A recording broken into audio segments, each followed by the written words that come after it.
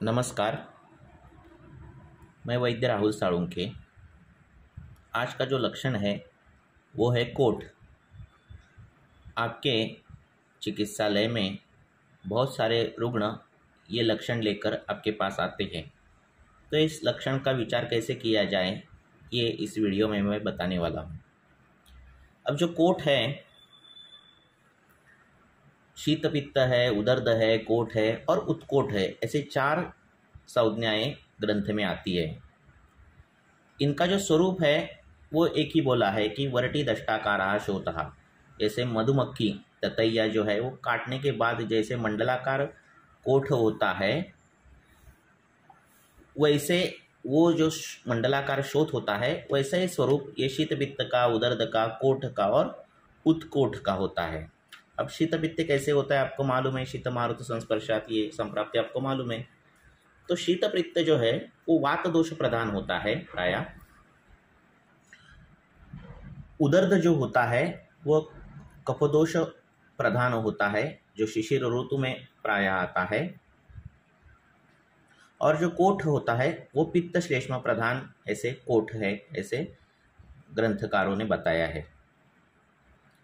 तो ये ध्यान में रखना चाहिए कि कौन सा दोष किसमें प्रधान है। आपको ये जो मंडलाकार शोथ जो होगा उसके लक्षण के अनुसार आपको शीतपित्त है, उदर्द है, कोठ है, ये आप वैसे उसका व्याधि विनिश्चय कर सकोगे।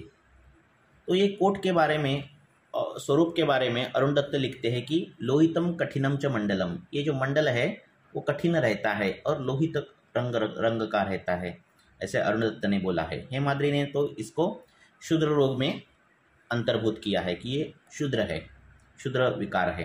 मीन्स इतना गंभीर लेने की ज़रूरत नहीं है। अरुण दत्त बोलते हैं कि मंडलाकार निर्मुखा पिटिका कोटा, जो ऐसी पिटिका होती है मंडलाकार जिसको मुख नहीं होता, वो जो है वो कोट है। ये बहुत ही अच्छी डेफिनेशन जो है वो अरुण दत्त ने दी है। अब ये उत्कोट जो होता है और कोट होता है, इनमें ये फर्क है कि कोट को चक्रपाणी बोलते हैं कि क्षणिकोत्पाद विनाशः, क्षणिकोत्पाद विनाशः, जो झट से आता है और चला जाता है, ऐसा जो है वो कोट है। उसको हम कोट बोल सकते हैं, जो आता है और चला जाता है। और जो एक बार आने के बाद बहुत समय तक रहता है उसको वाग्भटाचार्य ने उत्कोट कहा है। या फिर जो बार बार आता है उसको भी उत्कोट कहा है। तो ये बात कोठ और उत्कोट में आपको समझनी चाहिए। अब ये जो कोठ लक्षण है, कोठ जो लक्षण है वो वमन के वेगावरोध में पहले आया है। बहुत लोगों को ट्रैवलिंग करने की आदत रहती है और जो प्रवास है उसमें उल्टियाँ होती है, इसीलिए वो एंटीएमेटिक गोली लेकर प्रवास करते हैं। फिर जहाँ पहुँचना है वहाँ पहुँचते हैं, फिर उधर पहुँचने के बाद कुछ घंटों में उनके शरीर पर कोठ जैसे लक्षण दिखाई देते हैं। तो ये जो वमन के वेग का रोध करने के कारण ये आने वाला कोठ जो है उसको सद्य वमन देने के बाद ये कोठ का लक्षण जो है वो कोठ है चला जाता है। ऐसे लोगों को बोलना कि उधर पहुंचने के बाद लवण जल ले लो और एक उल्टी निकालो, 1-2 उल्टियाँ निकालो, तो ये जो है कोठ जो है अर्टिकेरिया है जो चला जाता है। या फिर उसने उधर पहुंचने के बाद लंघन किया तो भी ये कोठ लक्षण जाता है। तो ये वमन के वेगावरोध करने के कारण जो बार बार उल्टी की गोलियां लेने वाले लोग रहते हैं, एंटासिड लेने वाले, उनमें ये लक्षण दिखाई देता है।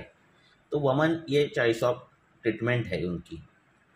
अगर ये बार बार हो रहा है, उत्क्लेश अवस्था नहीं है, तो विरेचन से ये जो कोठ है वो चला जाता है। हमारे शास्त्र में, हमारे प्रैक्टिस में जब रुग्ण आता है तो हम 2 तरह के विचार करते हैं कि ये जो रुग्ण है उसको शमन दे या शोधन दे। तो शोधन किसमें देना है, तो बहुदोषा अवस्था जिसमें है उसमें हम क्या करते हैं, संशोधन देते हैं, शोधन देते हैं। तो बहुदोषा अवस्था के लक्षण क्या है, तो चरक ने जो बोला है उसके लक्षण की खाना हजम न होना, अरुचि रहना, अरुचि, जड़त्व, ये सब बहुत लक्षण बताए हैं। हाँ, शरीर की दुर्गंधता है ना, नींद ज़्यादा आना, कम आना, आना ही नहीं, ऐसे जो आलस्य लक्षण, उसमें कोठ ये लक्षण दिया है। इसमें बहुदोष अवस्था में कोठ ये लक्षण दिया है और ये दिखता है। हाँ, तो ये आपके लिए जजमेंट है। हाँ, शोधन कब करना, शमन कब करना, तो ये ज़्यादातर दिखता है लक्षण, कोठ ये लक्षण। अब ये कोठ में दो प्रकार होते हैं। एक रक्त कोठ होता है, जो सूजन आती है, अर्टिकेरिया आता है, वो रेडनेस उसमें ज़्यादा रहता है, लाल कलर, आरक्त वर्णता ज़्यादा रहती है और शावता रहती है, ऐसे दो कलर में आता है। ये रक्त कोठ जो है वो पित्तज के ज्ञानात्मज विकारों में बोला गया है। पित्त से उत्पन्न होने वाले जो विकार है उसमें ये रक्त कोठ आया है। अब ये कोठ और एक रहता है कि जिसमें खुजली बहुत है, कोठ और कंडू के साथ ऐसा आता है,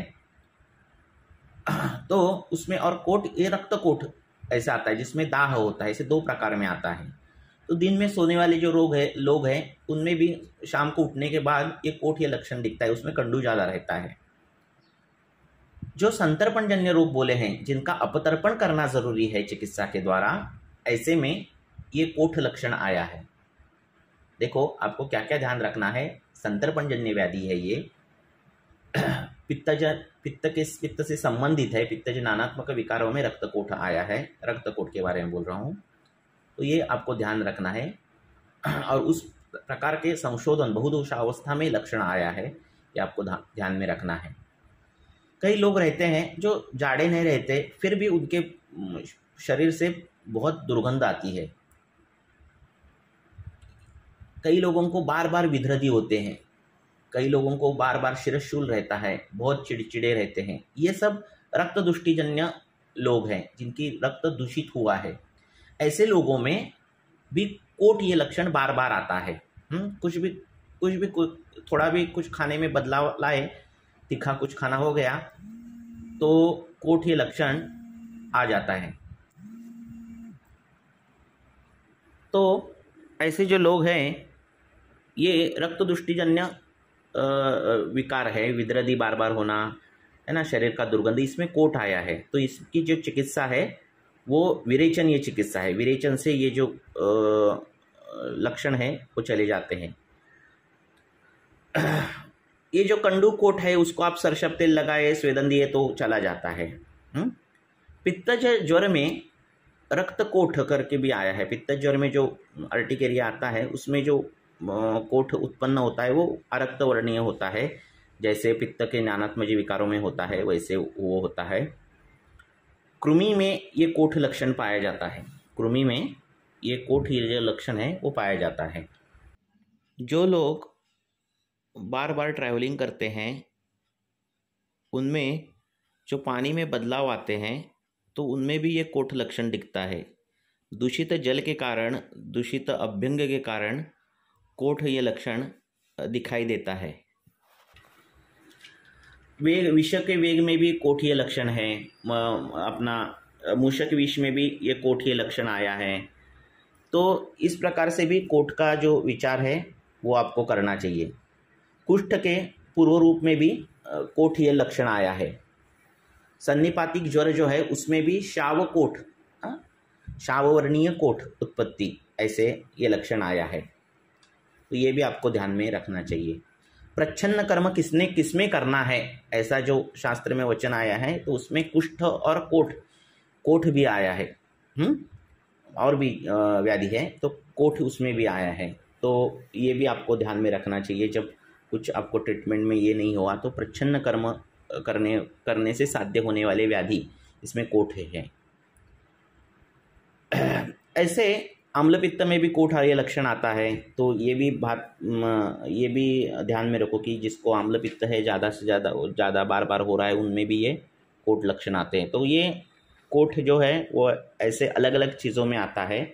उसके जैसा कहाँ स्वतंत्र व्याधि कौन सी है और किस में ये आ रहा है उसके हिसाब से उसको विरेचन देना है, आपको वमन देना है आपको, या फिर लेप लगाना है, तेल लगाना है, रक्तमोक्षण करना है, तो अपदर्पण करना, ये आपकी ट्रीटमेंट निर्धारित करेगी। जैसा वैसा व्याधि है उसके हिसाब से। अब इस कोठ को कम करने के लिए शास्त्र में मुस्तादी चूर्ण करके है, वो चूर्ण आया है। चरक में कुष्ठादि लेप करके आया है, वो लेप आया है। वैसा लेप लगाने के बाद ये जो कोठ है वो चला जाता है। एलादि गण जो है वो कोष्ठ, शोथ, कोठ ऐसा नाशक, ऐसे अष्टांग वाग्भट्टाचार्य ने कहा है। तो ये एलादि गण सिद्ध तेल आप लगा सकते हो, उसका अवगाह कर सकते हो, उसका चूर्ण लगा सकते हो, उसका लेप लगा सकते हो, तो उससे ये कोठ ये लक्षण जाता है। आधुनिक वैदिक शास्त्र की कुछ दवाइयाँ हैं, जैसे एसी इनहिबिटर है, तो उससे भी ये कोठ ये लक्षण दिखता है। एंटीकोगुलेंट एजेंट रहते हैं तो उनसे भी ये कोठ लक्षण दिखता है। रोज़ पेन किलर खाने वाले लोग रहते हैं NSAID, तो उनमें भी ये कोठ लक्षण दिखाई देता है।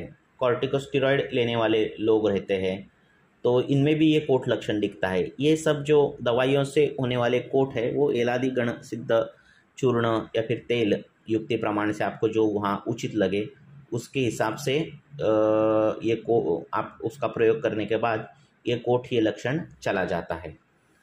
तो जितना मुझे कोठ के बारे में बताना था वो मैंने बताया है। धन्यवाद।